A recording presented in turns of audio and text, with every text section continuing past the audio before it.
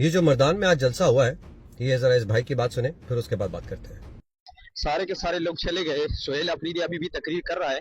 جب لوگوں کو یہ پتہ چل گیا کہ سہیل افریدی کے پاس عمران خان کے رہائی کے لیے کچھ بھی نہیں ہے، کوئی لایا عمل نہیں دے سکتا، تو لوگوں نے چھوڑ دیا اسے وہیں پہ. تقریر ابھی بھی کر رہا ہے اور لوگ جا رہے ہیں. یہ دیکھو، یہ پتہ چل گیا سہیل افریدی کو کہ لوگ مجھے دیکھنے نہیں آئے تھے. مردان کے اس جلسے میں لاکھوں لوگ آئے تھے. مجھے تو یہ سمجھ میں نہیں آ رہی ہے کہ کیا علیمہ آپا پچھلے 6 مہینے سے یہ نہیں کہہ رہی ہیں کہ صرف عہدیداران ہی جو ہے وہ کم سے کم 10,000 لوگ لے کر اڈیالہ پہنچے.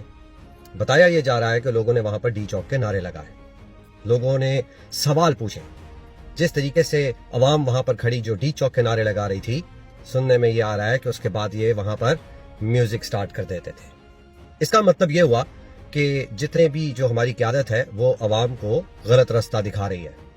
وہی نہیں چاہ رہی کہ وہ عوام کو لیڈ کر سکیں، حالانکہ عوام بالکل تیار ہے.